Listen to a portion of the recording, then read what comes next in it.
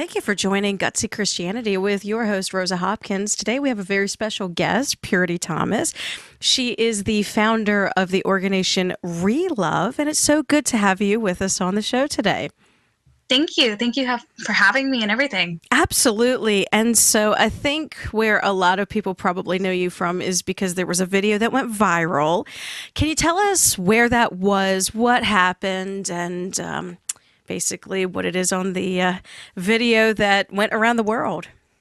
Yeah, so the video you are referring to is the video where I got punched in the face by a grown adult. I was doing what we call in the pro-life community sidewalk counseling, and that's where we stand outside a abortion facility. We offer resources, we offer caring. We love these women as they're going into these abortion facility.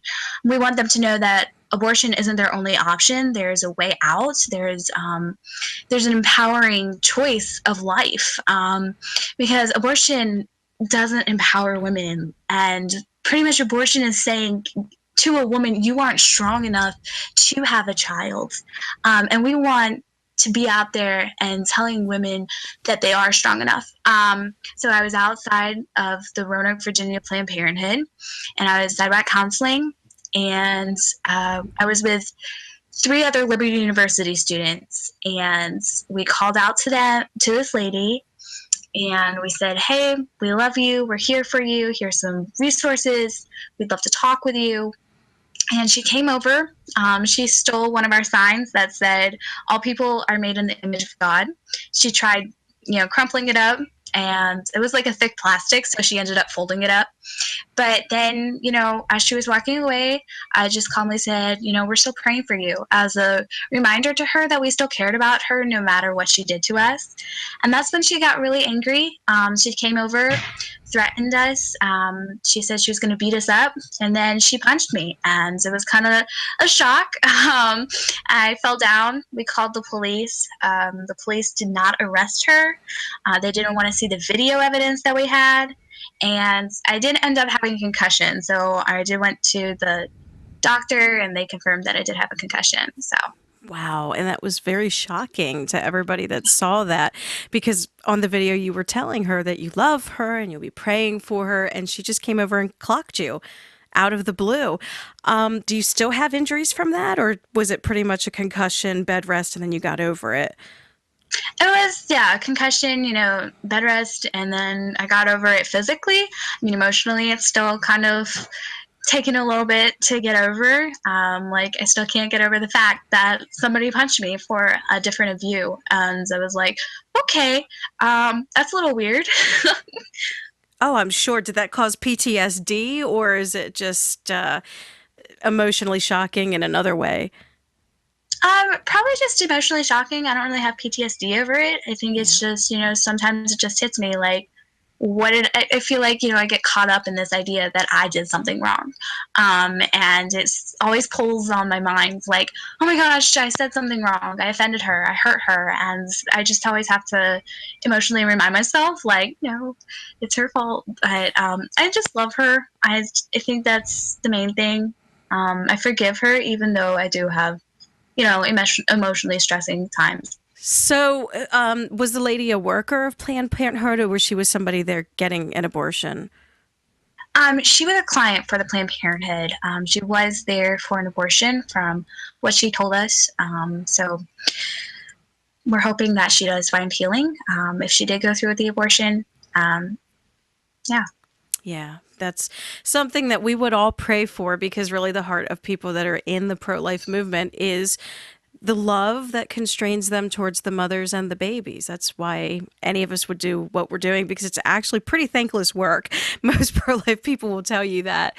And so after the fact, you started getting invited to speak and to make appearances. Can you tell us about some of what that was like, and maybe some of the places that you have been invited to since that happened?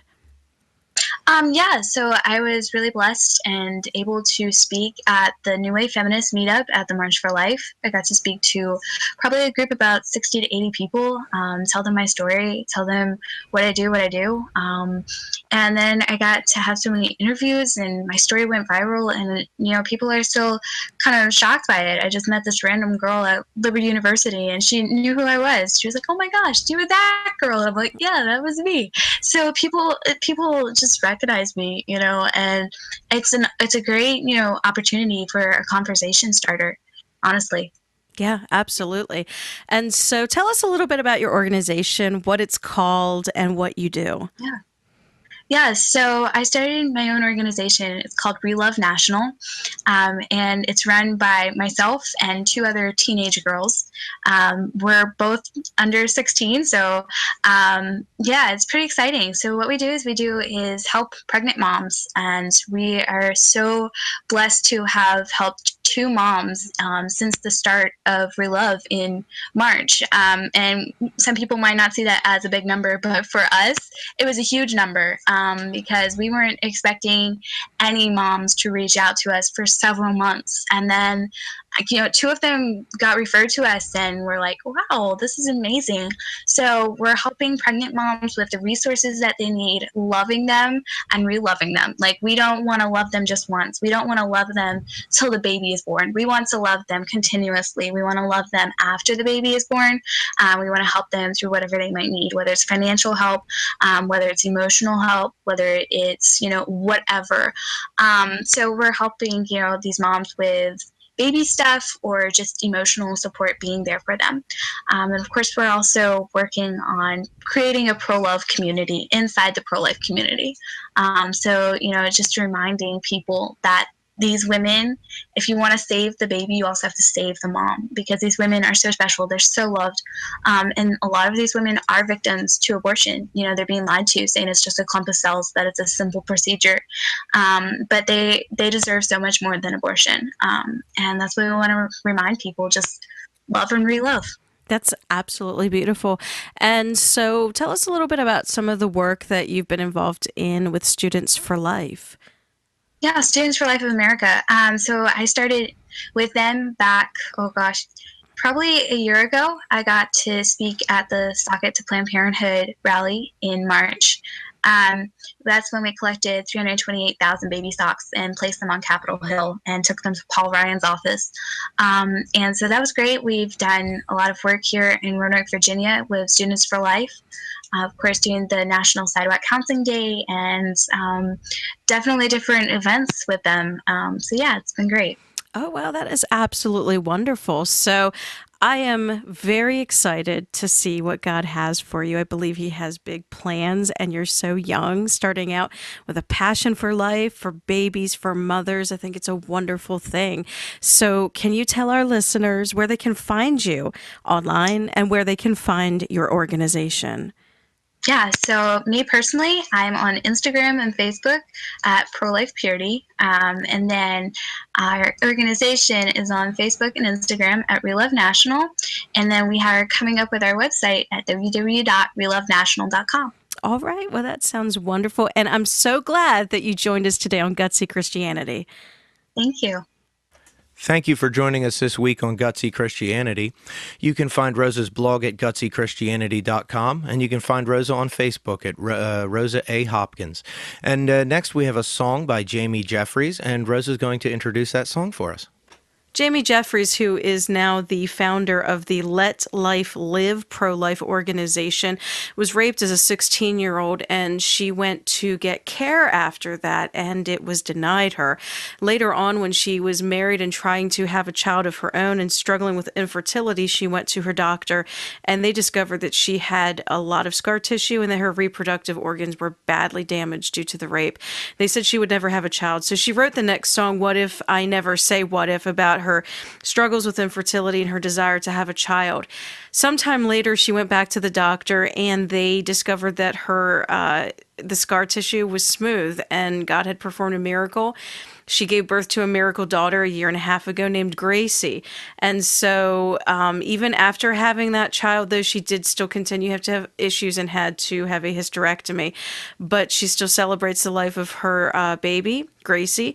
And so I wanted to introduce this song, and it's called What If I Never Say What If? And we hope you enjoy the song.